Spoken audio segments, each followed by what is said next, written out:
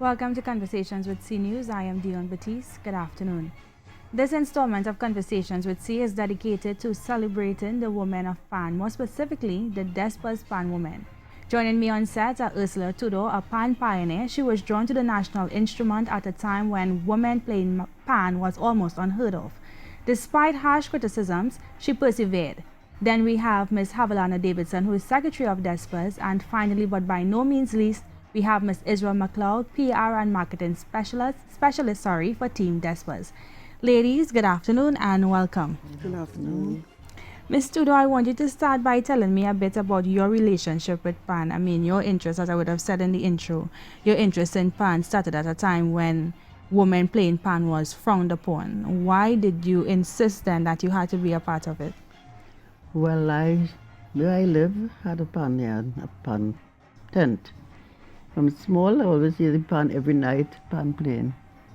So I love pan music. I love the pan music. So like when Christmas time and the band came out, we used to go behind the band and think when my parents used to beat us when we came back. So I waited until I was like 17, 18 years and I started playing in a small band from Caledonia named Fairyland. Since it is 63. Okay. Yeah, I started playing from there. And then I played with the original Serenaders. Mm-hmm. Not the Serenaders now, the original Serenaders that die out now. Because the guy that I was friendly with, he was the captain of the band and things. So I started playing bass pan. I played double tenor. I played tenor. I wasn't tenor bass at the time, it was cello. So after that, well, he was in Desperadoes and he used to play tenor. So when I used to go and listen to the band and doing the music home, and then I came and joined the band. Okay. Based on my research, I've read that Pan was associated with like bajans back then. Why? Well, that is why my parents didn't want us to go to play pan. Because they say it's bajan, playing pan, and we ain't supposed to be there. They used to suppose some coming in town for carnival time, they used to come in town. Wow. Yeah, because long ago parents was very serious. So you didn't have no really women around pan at those times, especially. But do you have any idea though why they associated it with bajan? No, well, because we were informed with people like who wasn't working and like they just joined up and started playing pan. And it was unemployed people and they used to fight and things like long time they used to fight. Okay. Yeah. So Israel and Havilana, how long have you both been with Team Despers and why Despers? Well, for me, I grew up in Laventille, and Despers was the name in our home. And where I went to school, when I started playing pan, I actually started playing pan in school in Success, Laventille. Success Stars Park Songs was the band at the time. And we then used to use sound specialist band. But because I grew up in Laventille, the closest band yard was Despers to where I was living, up on Laventille Road. And I had friends that was going to school at Success with me that were already in the band because they had parents that were playing in the band. So that was kind of the pull to me getting to go in the pan yard. And then my mother used to live close to where Miss Ursula lived. So it was like, she has older people to throw an eye. Okay. So that's where I got the permission to Miss Ursula and the elders there. So, I can't do no wrong in the pan yard because I started playing any time where if I did anything wrong, Miss Ursula could have put 2 slaps on me to send me home. That kind of thing. So with me, Desperadoes was because, well, it was closest and, well, friend and family around there to keep you in touch, through eye kind of thing. All right. Israel? Well, I am the baby of the group this morning. This is just my second Panorama into Desperadoes because I'm from San Fernando, so I would have been playing pan in the south. As I went on to university, it would have been in the east, and now I'm here with Desperadoes. I think for me, it's a great period of excitement and, of course, one of learning because growing up in South, sometimes we feel as though we are judged unfairly when it comes to competitions like Panorama And you always have set a standard. And when you talk about standards in competition, Desperadoes is the name that you are scolded with, if I may use that word. So to even walk into Desperadoes, man, to have been invited by an elder to come and play with them for the 2016 Panorama, it's still an overwhelming feeling for me, but I'm happy that I found a family and we're working together. And as you said, Team Despers. Okay, so you all are the defending champs preparing to head into the semis on Sunday. What's the atmosphere at the band room like? The Panyard? I would say excitement. There's much thrill because every night it seems as though we have returning faces and some new curious onlookers. And it's not like we're doing anything to, what I want to say, we're not wooing anybody in terms of saying, well, like, hey, you come and listen to us because we are just there passing on the outside because we're in the heart of Port of Spain right now. They're passing on the outside. Sometimes they hear our juniors rehearsing and they think it's us. So they come in, and then when they hear the juniors, they stay on later in the evening too because, well, the seniors come into practice now and we hear and stuff. So, we want to get that feel and that excitement. It's exciting all around right now. Do you guys get stressed out though so close to competition time? I'm going to say yes. Yes, we do. Yes, in terms of an administrative standpoint as well as a player, because you want everything to be on point, and there are times too that there would be elements that would take from that, and you wanting the perfect night, and you and your teammates wanting for everything to fall together perfectly. Sometimes you'll have little clashes of opinions and all these different things, but the end result in most instances is rewarding. Yeah. Okay, what's the ratio of men to women in the band right now? I'm 80-20 maybe. Yeah. 80-20. Wow. Okay, are you all satisfied with the response to the instrument here in Trinidad and Tobago? A lot of pan enthusiasts, they always say that people on the outside tend to appreciate the instrument more than we do at home. Do you all agree? Yes, I agree. From my perspective of PR and marketing, I think that we have stymied the growth of our own instrument. Yes, we have certain programs in the schools, but the thing that is hindering pan growth for me is that we have not tapped in the potential of a billion-dollar industry. I mean, it's very sad that for a country as Trinidad and Tobago, where creative arts can provide an alternative, sustainable source of income for many of our youth, many of our unemployed, we have yet to put policies and programs in place to realize this. You have so many young people coming out as Fulbright scholars in music, excelling in Steelpan. For example, I can name Akua Leaf, who is the musical director for NSSO. You have others such as Leon Foster Thomas, who has an international career, and for me it should not have been that he had to leave the shores of Trinidad and Tobago to establish himself. Even within our own group in our Panyard, we have our UTT graduates who have excelled in music as well.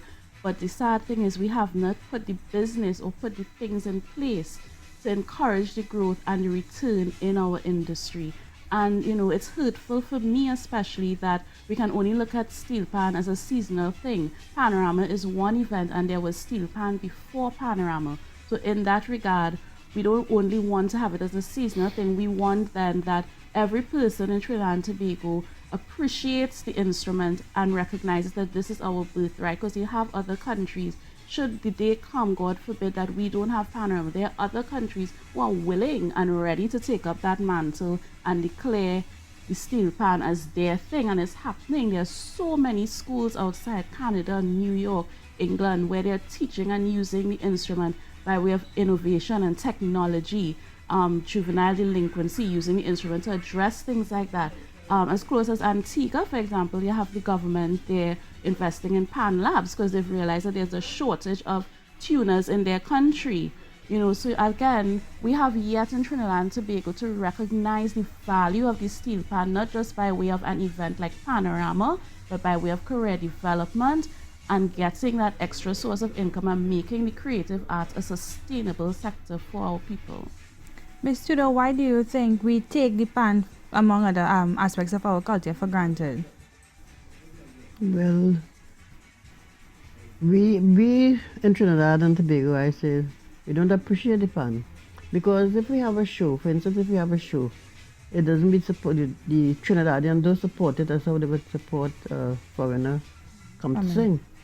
And when we go outside, the people outside, the foreigners, they support the pan because the shows and them sold out. See, they don't really appreciate it in Trinidad. That is what I do. They don't appreciate it here. Okay, what do because you... they call it noise. The Trinidad people just call it the pan noise. How does that make you feel, though, as a pan player? Well, I don't feel good because I love pan. I love pan from since I born. I here in pan. I love pan. So I appreciate pan. I have a personal peeve. I dislike hearing people say beat pan. Yeah, they say beat. Beat pan. I don't but beat pan. I say I beat pan. I say I play pan. Just as you play the piano, you don't say I beat the piano. True. You play the piano. Right. You know, but we do, the Trinidadian don't really appreciate pan, and that is supposed to be the national instrument. But they do not appreciate it. What do you ladies think could be done to inspire greater love and appreciation for the instrument? You have to like it. If you don't like it, you can't appreciate it. I think Israel touched on it in what she was saying just now in terms of introducing it into the schools. Yes, we have it in the schools, but the programs are not, they're not developed in, or structured in that sort of way to get the people, get persons involved so that they have a greater love and a greater appreciation of the instrument. I think we have now the EPANs and so forth, and I think for me personally, in terms of appreciating an EPAN, you have to first appreciate the original instrument before you could move on to appreciate the EPAN. But you'll find people more moving towards the EPAN now because that's an easier way to put out what it is you want to do. You have less learning to do with that. And I think in terms of learning and understanding the instrument, that's where the love will come. So as I have a saying that before you go to a shortcut, you have to learn the long way so that you'll appreciate the shorter version. So just jumping into an electronic instrument, you wouldn't develop a love for the original thing. Note. Sorry. No, go ahead. I would also like to add to what Havilana said. I would like to see the media, of course, play a greater part in promoting us. For example, you may have articles that are published and there's no recognition or even the placement within, let's say, a newspaper or our news. The placement of the news coming out from the panel is not given priority. We are people too, we are artists too, we make an impact. So even that, from that perspective of where you place our story would make a difference. I would also like to see more emphasis placed on capturing the history as a source of education. And, I have to say Desperadoes is one of the bands that has established itself by way of its history, living and documented. And of course, moving forward, you're going to see more of Despers going by way of technology to educate others. I mean, when you talk about Desperadoes, you can't talk, I should say, about the evolution of Steelpan without mentioning Desperadoes. You can't even talk about New York Steelpan without talking about Desperadoes. And that itself is a colorful history. We do have a number of young entrepreneurs such as Brian Benoit, who is coming into his own with projects. You have Liz Manette as well by way of technology, but we need the media on board. We need the resources as well from a policy level and processes to get these things in place that would help, as Havilan is creating that story and linking that patriotism to what we have. Okay, pan on the greens. Are you guys supporters of the greens on Pan Semis Day, or it is something that you guys would like to see done away with? I am not a supporter of it in that it takes away from the show, right? And I'm saying the show in that although it's a competition, it is also a show. And by means of the millions of thousands of supporters that gathering to vie for the different bands and so forth. And I could recall at one time there were complaints. I can't remember which band it was, but the noise level was affecting concentration and the output in terms of the sound that you want to get from your band in order to project what it is you want to project from your song and your melody. So I think it's a big distraction, and it takes away from the whole competition and the show itself. And I think it's disrespectful to panists, to the bands and to the panists and all of that, to be doing that alongside this type of competition. Mr. Tudor, you want to add to that? Well, I think I appreciate it because, I mean, the people that come, and not everybody could go into the show, so they enjoy hearing the bands and them outside on the greens. But not everybody that could go in. So you're not worried at all about, well, as Haviland would have said, the distractions that comes with it, because it's like a party outside of the... No, I wouldn't think, because when you go inside, you have the same thing anyway. You know, but it would be a difference. Because it was said that at the point in time when the bands go on stage, they were supposed to have like music stopping, but it doesn't happen across the board with that. Sometimes lower down, you still have music playing that you could still hear. And that's another thing. I remember in growing up, when the bands coming down the street and any DJs playing or anything like that, they used to stop. Yes. They used to stop and allow the steel bands to play.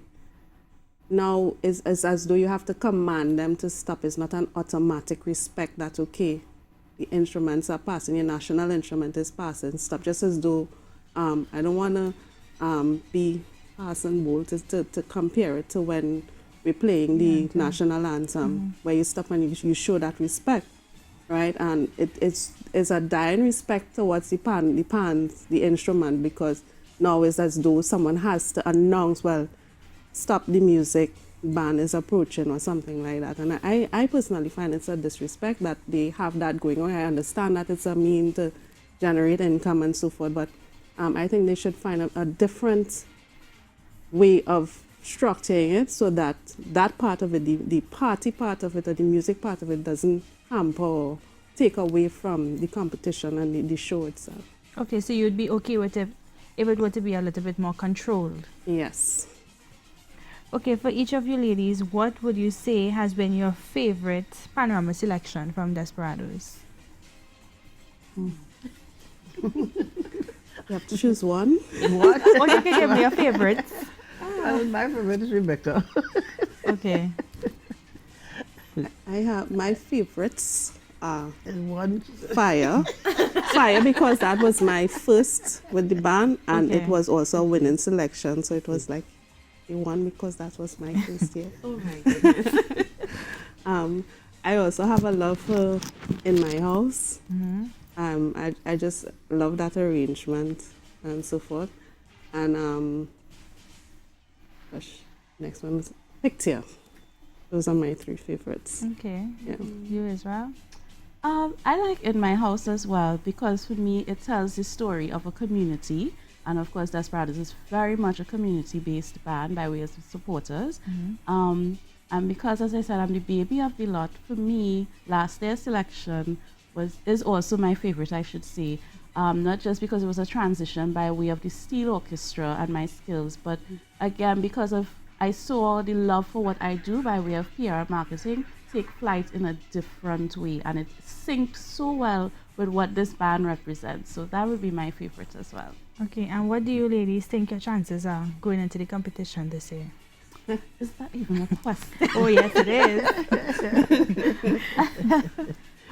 Ready to defend, I Okay. suppose we can say, and expect the unexpected. And who you think is, which band do you think represents your stiffest competition?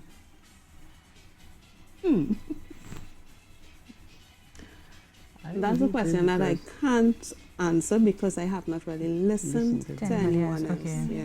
But you know what? To be fair, all of us, even from the preliminary round, I think once you made an effort to be in the competition, it says a lot about the quality of your music and your players, you know. And if you look at the lineup for semis, I mean, the versatility of the arrangers and the players alone, I think I want to say that, you know, it's a level playing field, but of course, I am also standing on the strength of our band that we are Desperadoes. But really and truly, you know, many of the arrangers coming out on Sunday from small, medium, and large, all of them are colleagues of ours, you know. It's just competition mode, and we love everybody. We really do. Okay, and what your rehearsals look like now, taking into consideration that the semis is on Sunday? Oh, 20 hours, 18. all days. Sometimes barely make it home to take a shower before practice. It's a lot. Because as Haviland would have indicated before, there's not just the rehearsal element of it. You have the administrative part of the Steelpan and Panorama going on. In addition to that, you know, as women, you have responsibilities of your job, your family, as well, those who are going to school as well. And then comes the rehearsal. And even within the rehearsal, there are some of us who may be section leaders or assistant section leaders. There may be some of us who are still doing the administrative stuff within the rehearsal, so you're to and fro behind the instrument. So it's pretty hectic. It takes a lot, you know, fittest of the fit, so to speak. You know, lots of vitamins, lots of water. But at the end of the day, we pull together as a team and we get it done. And I think that is one of the winning points that I can share with you, that no matter what happens, we always work together as a team and we make it happen. Okay, well, ladies, thanks so much for coming. And I wish you guys all the best on Sunday at the semis.